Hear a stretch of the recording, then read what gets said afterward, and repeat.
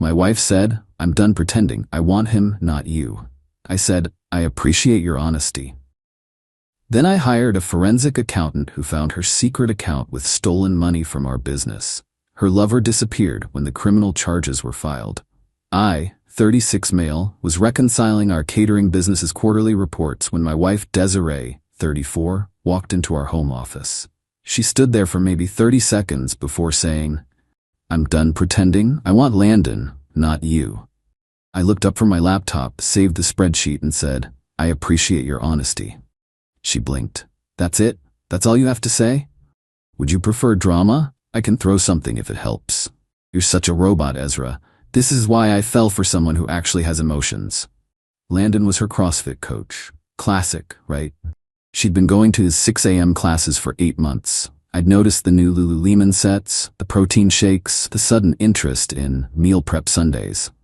I'd also noticed our business account seemed lighter lately, but I figured she was just overspending on fitness gear. "When are you moving out?" I asked. "Moving out? This is my house too." "Actually, it's the business's property. Technically, we're both tenants."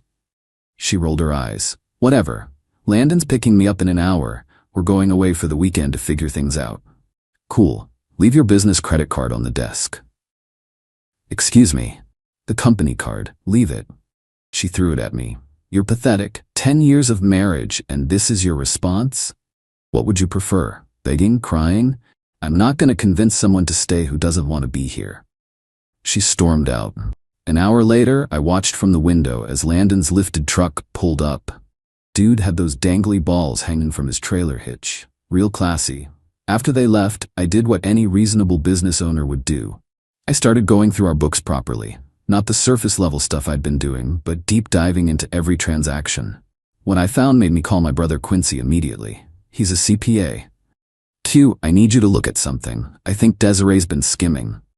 "How much we talking?" "At least 60 grand, maybe more." "Holy send me everything." Update 1. The entitlement is off the charts, y'all. So Quincy went through everything and confirmed what I suspected. Desiree had been siphoning money for almost a year. The method was actually clever. She'd overreport supply costs, pocket the difference, and move it to a separate account. For example, she'd bill the business $3,000 for supplies that cost $2,000, then transfer that extra grand to her secret account. Over 11 months, she'd stolen $72,000. But here's where it gets interesting. Quincy recommended a forensic accountant, a woman named Pauline who specializes in embezzlement cases. Pauline was expensive, $300 hour, but worth every penny. Within 2 days, Pauline found the secret account under her maiden name, regular transfers to another account belonging to Landon, purchases of equipment for Landon's gym, apparently he was opening his own place, a deposit on a commercial lease for Landon's new gym. My wife was financing her boyfriend's business with money stolen from ours. Meanwhile, Desiree came back from her weekend getaway acting like nothing happened. She walked into the house Monday morning and started making breakfast. "We need to talk about the divorce," she said, flipping pancakes like this was normal. "Already started the paperwork." "Good. I want half of everything. The business, the house, investments. Sure. But we should probably discuss the missing $72,000 first." The spatula clattered to the floor. "I don't know what you're talking about." I slid Pauline's preliminary report across the counter. "Page 3 has your secret account details. Page 7 shows the transfers to Landon. Page 12 is my favorite. That's the invoice for gym equipment you bought him." Her face went from confused to angry to scared in about 3 seconds. "You went through my private finances?" "No, I went through the business finances. You know, the ones you've been stealing from? It's our business. That money is half mine." That's not how embezzlement works, Desiree." She grabbed her phone. "I'm calling my lawyer." "Cool. Let them know I'm filing criminal charges tomorrow unless we can work out a repayment plan." She stopped mid-dial. "You wouldn't." "Try me." 20 minutes later, Landon showed up. Tried to do the tough guy routine. Chest puffed out, arms crossed. "Bro, you need to back off. This divorce stuff is between you and her." "Actually, bro, you received stolen funds. That makes you part of this." I showed him the transfers. His whole demeanor changed. "Wait, she said this was her inheritance money. Her parents are both alive and broke. Landon looked at Desiree. You said your grandmother died and left you money. Baby, I can explain? Oh, hell no. He walked out, just left. She chased him to the parking lot, screaming about love and destiny. He peeled out so fast he left rubber marks. Update 2. The spiral into complete delusion has been spectacular. First, Desiree tried to gaslight me about the money. She actually sat me down with a straight face and said, I was protecting our assets. I thought you were gambling. I've never gambled in my life. Online poker is gambling. I don't play online poker. I saw the charges. Those were business expenses for the poker night fundraiser we catered last month. She paused. Well, I didn't know that. It's literally in our event calendar. You organized it. Then came the family intervention. Her parents, Beatrice and Clifford, showed up uninvited with her sister Portia. They'd prepared a whole presentation about why I should forgive the theft. Beatrice started, Marriage is about forgiveness, Ezra. Theft is about jail time, Beatrice. Clifford tried next. She made a mistake. Haven't you ever made a mistake? Not a $72,000 one, no. Portia went for emotional manipulation. Think about what this will do to her reputation. She should have thought about that before stealing. Then Beatrice dropped this gem. If you loved her, you'd let this go. If she loved me, she wouldn't have stolen from our business to fund her boyfriend's gym. They had no response to that. But the peak delusion came when Desiree tried to turn it around on me. She called a meeting with our business partner, Hugo, and tried to convince him I was the one embezzling. Hugo called me immediately after. Your wife just spent an hour showing me fake spreadsheets trying to frame you for theft. Fake how? She spelled my name wrong on documents I supposedly signed. It's Hugo, not Hugo. I laughed so hard I nearly cried. But here's where it gets really good. Remember Landon? Turns out he wasn't done with the drama. He called me asking for help. Bro, I know we're not cool, but I need those transfer records. Why? She's saying I stole from her. She's threatening to call the cops saying I coerced her into giving me money. But she didn't, I know. But she's texting everyone at my gym saying I'm a thief and a predator. I'm losing clients. I sent him everything. Then I did something petty. I suggested he file a civil suit for defamation. He did. Desiree was served papers at her mother's house, where she'd been staying. According to Beatrice's hysterical voicemail, Desiree had a breakdown and threw a ceramic angel collection at the wall. Update 3. The complete implosion has arrived. So Desiree hired a lawyer, Elliot Fishman, who apparently specializes in aggressive divorce tactics. This dude's whole strategy was to overwhelm me with demands, full ownership of the business, the house, alimony of $5,000 a month, a restraining order based on financial abuse, my truck, because memories triggered her PTSD, damages for emotional distress. My lawyer, a wonderful woman named Riva, laughed when she saw it. He's throwing everything at the wall. This is desperation. Then the forensic accountant, Pauline, found something interesting. The $72? That was just what went to the secret account. She'd also been selling our catering equipment and pocketing the cash, $15K, charging personal trips as business expenses, $23, taking cash payments from clients and not reporting them, approximately $30K. Total theft, around $140,000 over 2 years.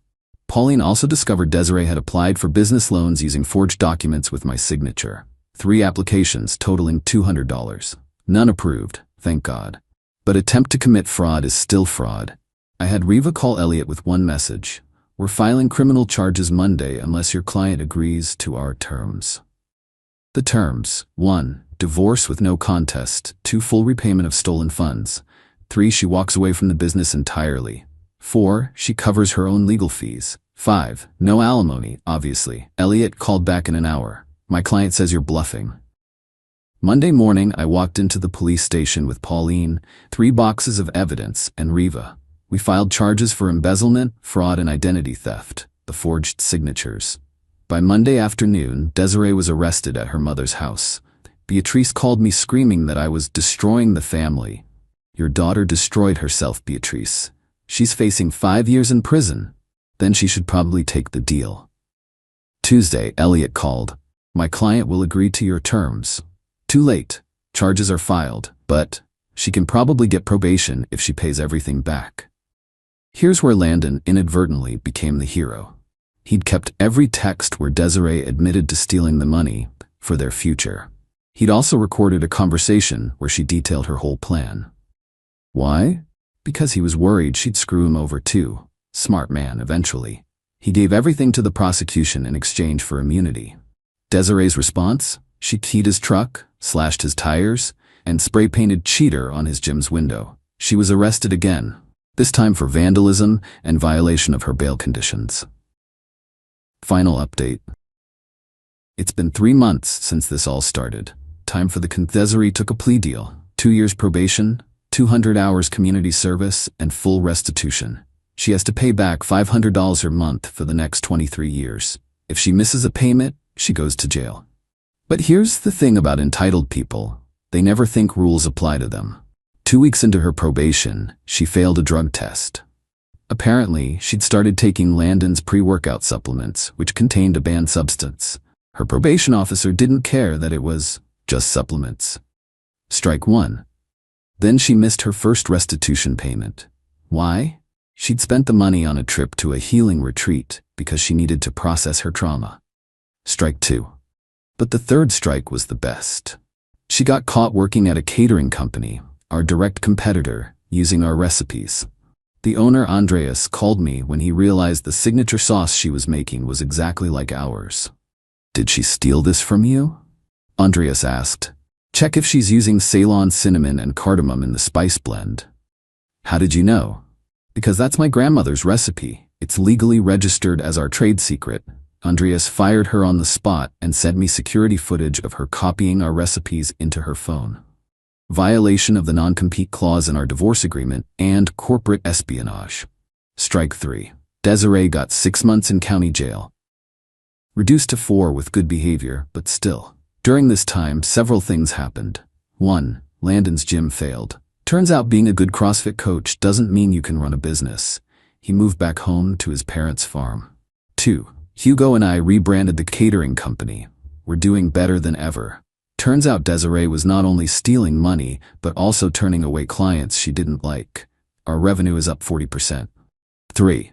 Beatrice and Clifford divorced. Apparently, the stress of Desiree's situation exposed that Clifford had been having an affair for 5 years. Beatrice is now dating her divorce lawyer. 4. Portia reached out to apologize. She discovered Desiree had also stolen from her about $5 in cash and jewelry over the years. When Desiree got out of jail, she tried one last manipulation. She showed up at the business with a camera crew. Yeah, a camera crew. She was filming a documentary about women wronged by the justice system. The crew consisted of 2 college kids with an iPhone and a ring light.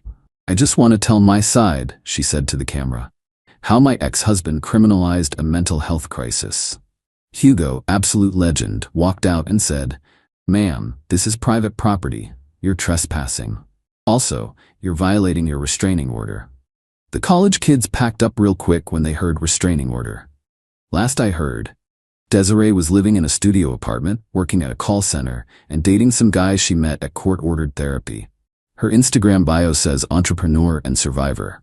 She still owes me $139,500. As for me, I'm doing great.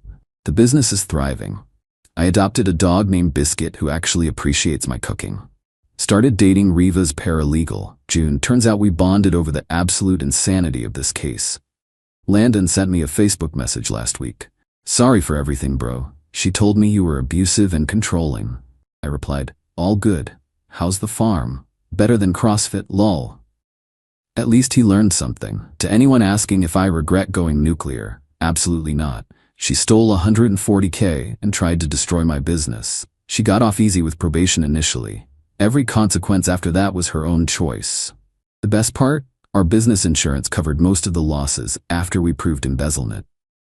And the IRS is now auditing Desiree for unreported income from that secret account. Turns out the only thing certain in life is death, taxes, and entitled people thinking consequences don't apply to them. Edit for those asking, yes, I get the $500 a month payments. She's managed 3 so far, only 273 more to go. Edit 2. The recipes are now in a safe deposit box. Learned that lesson. Edit 3. Biscuit says hi and wants everyone to know he's the new chief taste tester for the business. Employee of the month 3 times running.